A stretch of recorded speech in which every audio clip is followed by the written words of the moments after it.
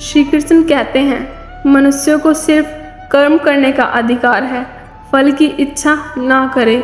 श्री कृष्ण कहते हैं कि मनुष्य को चाहिए कि फल की इच्छा त्याग कर कर्म को अपना धर्म समझकर करे, क्योंकि जो भी मनुष्य फल प्राप्ति की इच्छा करता है उसका मन फल के बारे में सोचकर अपने कर्म और कर्तव्य से विचलित हो जाता है और उस इंसान को वो फल प्राप्त नहीं होता जिसकी उसने इच्छा की हुई होती है। मनुष्य सिर्फ कर्म कर सकता है, फल कदापि मनुष्य के अधीन नहीं है। जो लोग फल की इच्छा से ही कर्म करते हैं वे लोग सुख दुख आदि के चक्र में फंस जाते हैं और उनकी मन शांति नष्ट हो जाती है। श्री कृष्ण कहते हैं किसी जीव को कष्ट देकर आप मुझे खुश नहीं देख सकते हो।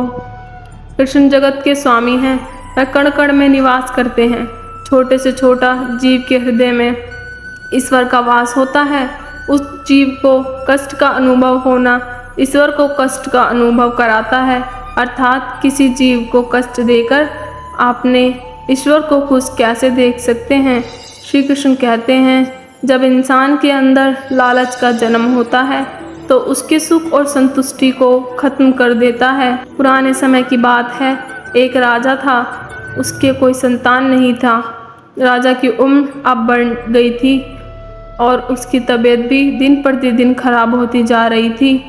उसे अब चिंता हो रही थी कि मेरे मर जाने के बाद इस राज्य को कौन संभाले। राजा ने अपने सलाहकार से पूछा कि मुझे अब क्या करना चाहिए। उसके सलाहकार ने कहा कि यदि आपको अब प्रजा में से किसी योग्य व्यक्ति को उत्तराधिकारी बना देना चाहिए। राजा ने कहा अच्छा ठीक है। दूसरे ही दिन राजा ने अपने मंत्री से कहा कि प्रजा के बीच ये घोषणा करवा दो कि कल जो भी व्यक्ति सूर्यास्त से पहले मुझसे मिलने राजमहल में आएगा उसे मैं राज्य का उत्तराधिकारी बना दूंगा। राजा की ये बात सुनकर मंत्री ने कहा कि ये तो बहुत आसान है, ऐसे तो पूरी प्रजा ही उत्तराधिकारी बनने के लिए पहुंच जाएगी। राजा ने कहा नहीं, ऐसा बिल्कुल भी नहीं होगा, मेरे तक सिर्फ योग्य व्यक्ति ही पहुंचेगा, आप घोषणा करवा दो। मंत्री ने राजा की बात मानकर प्रजा तक ये संदेश पहुंचा दिया।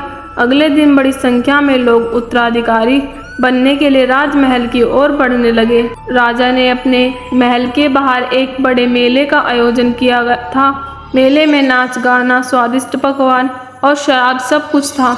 जितने भी लोग उत्तराधिकारी बनने के लिए आए वो सब उस मेले में ही उलझ गए।